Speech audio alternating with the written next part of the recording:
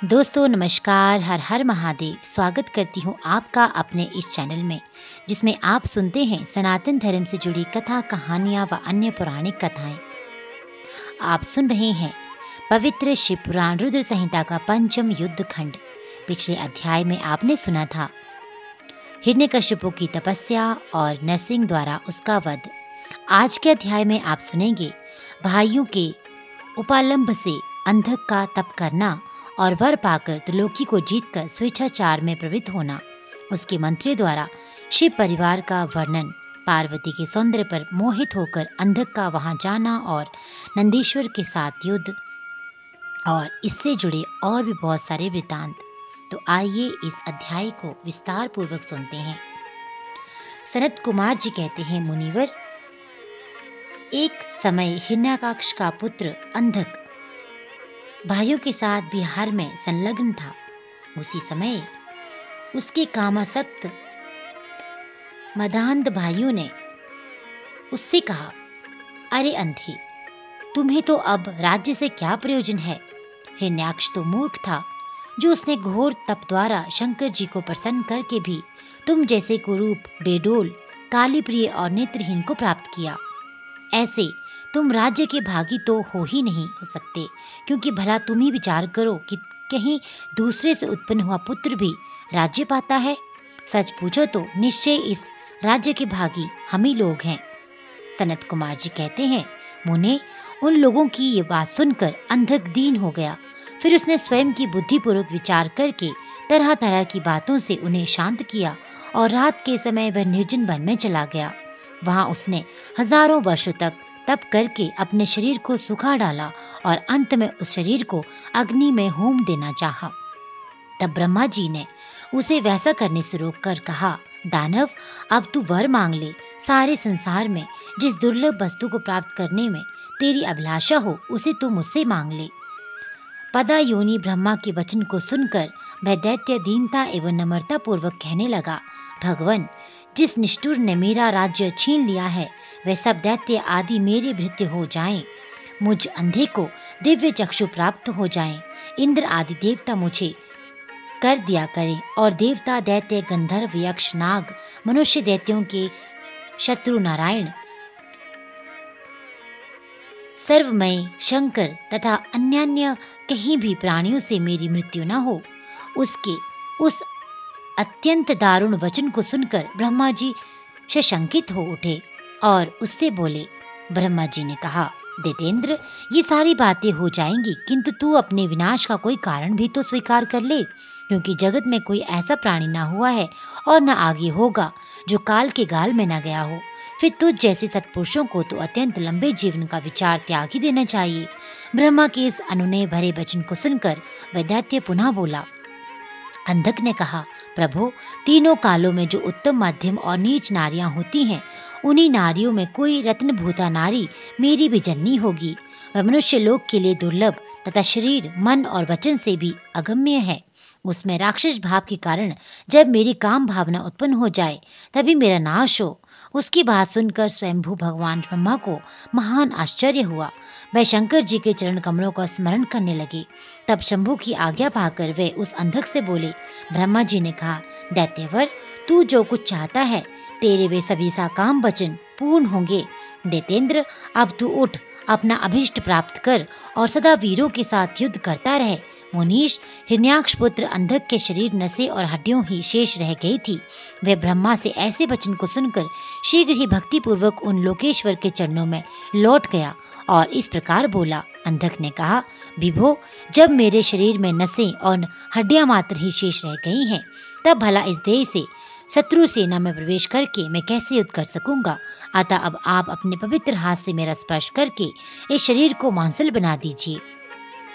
सनत कुमार जी कहते हैं, हे महर्षि, अंधक की प्रार्थना सुनकर ब्रह्मा जी ने उसे अपने हाथों से उसके शरीर का स्पर्श किया और फिर वे मुनि गणों तथा सिद्ध समूहों से भली भांति पूजित हो देवताओं के साथ अपने धाम को चले गए।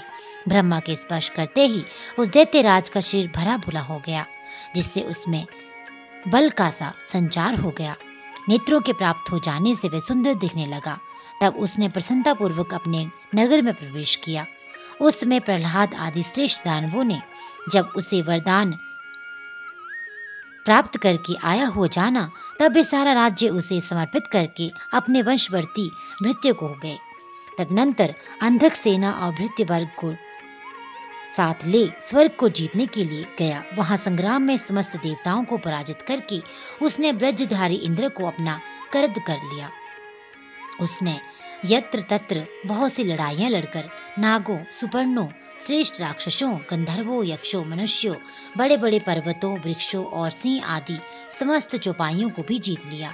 यहाँ तक कि उसने चराचर त्रिलोकी को अपने वश में कर लिया। तदनंतर वह रसातल में, भूतल पर तथा स्वर्ग में जितनी सुंदर रूप वाली नारियां थी, उनमें से हजारों को जो अत्यंत दर्शनीय तथा अपने अनुकूल थी, साथ लेकर विभिन्न पर्वतों तथा नदियों के रमणीय तटों पर विहार करने लगा। दैत्यराज अंधक सदा दुष्टों का संग करता था। उसकी बुद्धि मंद से अंधी हो गई थी, जिससे उस मूढ़ को इसका कुछ भी ज्ञान नहीं रह गया था कि परलोक में आत्मा को सुख देने वाला भी कोई कर्म करना चाहिए। इस प्रकार वे महामनस्वी दैत्य उन्मत्त हो और अपने सारे प्रधान पुत्रों को कुतर्कवाद से पराजित करके दैत्यों सहित संपूर्ण वैदिक धर्मों का विनाश करता हुआ विचरण करने लगा। वह धन से मद से अभिभूत हो वेद, देवता, ब्राह्मण और गुरु आदि किसी को भी नहीं मानता था। प्रारब्धवश उसकी आयु समाप्त हो चुकी थी।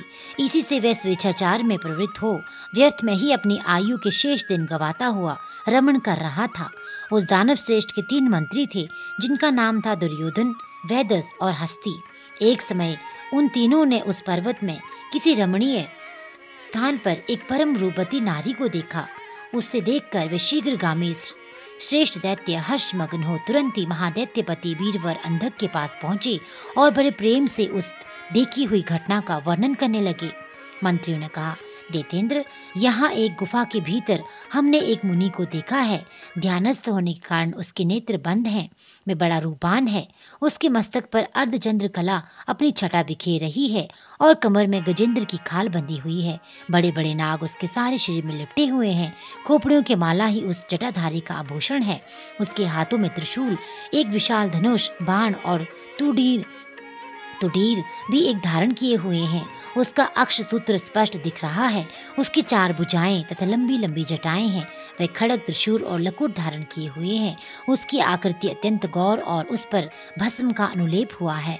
वह अपने उत्कृष्ट तेज से शोभित हो रहा है। इस प्रकार उस श्रेष्ठ तपस्वी का सारा भेष ही अद्भुत है। उससे थोड़ी ही दूर हमने एक और पुरुष को देखा है, जो विकराल बानर सा है। उसका मुख बड़ा भयंकर है। वे सभी आयुध धारण किए हुए हैं, परंतु उसका हाथ रुक्ष है। उस तपस्वी की रक्षा में तत्पर है। उसके पास एक बूढ़ा सफेद रंग का बैल भी बैठा है। उस बैठे हुए तपस्वी के पार्श्व भाग में हमने एक सुलक्षणा संपन्ना नारी को भी देखा है। वह भूतल पर रत्न स्वरूपा है। उसका रूप बड़ा मनोरम और तरुणी होने के नाते वह मन को मोह लेती है। मूंगे, मोती, मणि, सुवर्ण, रत्न और उत्तम वस्त्रों से वह सुसज्जित है। उसके गले में सुंदर मालाएं लटक रही हैं। कहाँ तक कहें, वे इतनी सुंदर है कि जिसने उसे एक बार देख लिया, उसी का नेत्र धारण करना सफल है। उसे फिर इस लोक में अन्य वस्तुओं को देखने से क्या प्रयोजन। वह दिव्य नारी पुण्यात्मा मुनिवर महेश की मान्य एवं प्रियतमा भार्या है। दैतेंद्र, आप तो उत्तोत्तम रत्नों का उपभोग करने वाले हैं, अतः उसे वहां बुलाकर देखिए। वे आपके देखने योग्य है। सनत कुमार जी कहते हैं, मुनि श्रेष्ठ, मंत्रियों के उस वचनों को सुनकर दैत्यराज अंधक कामातुर हो उठा। उसके सारे शरीर में कंप छा गया। फिर तो उसने तुरंत ही दुर्योधन आदि को उस मुनि के पास भेजा। मंत्री ने वहां जाकर मुनीश्वर को प्रणाम करके उनसे अंधकासुर का संदेश कहा और बदले में शिवजी का उत्तर सुनकर वह लौटकर अंधक से बोले।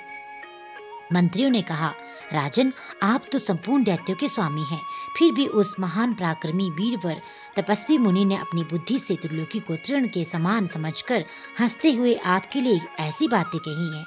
उस निशाचर का शौर्य और धैर्य अस्थिर है। वह दानव, कृपण, सत्वहीन और क्रूर, कृतघ्न और सदा ही पाप कर्म करने वाला है। क्या उसे सूर्यपुत्र यम का भय नहीं है? कहाँ तो मैं मेरे दारुण शस्त्र और मृत्यु को भी संत्रस्त कर देने वाला युद्ध, और कहाँ तक वह वानर का सम्मुख वाला डरपोक निशाचर जिसके सारे अंग बुढ़ापे से जर्जर हो गए हैं। कहाँ मेरा ये स्वरूप और कहाँ तेरी मंदभाग्यता। तेरी सेना भी तो नहीं है। के बराबर है। फिर भी यदि तुझ में कुछ सामर्थ्य हो तो युद्ध करने के लिए तैयार हो जा और आकर कुछ अपनी करतूत दिखा। मेरे पास तुझ जैसे पापियों का विनाश करने वाला वज्र सरेखा भयंकर शस्त्र है और तेरा शरीर तो कमल के समान कोमल है। ऐसी दशा में विचार करके तुझे तो रुचिकर प्रतीत हो वह कर। सनत कुमार जी कहते हैं, मुनिवर, मंत्रियों की बात सुनकर माता पार्वती पर मोहित हुआ वह कामांध राक्षस विशाल सेना लेकर चल दिया और वहां पहुंचकर नंदीश्वर से युद्ध करने लगा। बड़ा भयानक युद्ध हुआ। उस समय युद्ध स्थल में चर्बी, मंजा, मांस और रक्त की सी कीच मच गई। वहां सिर कटे हुए धड़ नाच रहे थे और कच्चा मांस खाने वाले जानवर चारों ओर व्याप्त हो गए थे, जिससे वे बड़ा भयंकर लग रहा था। थोड़ी ही देर में दैत्य भाग खड़े हुए।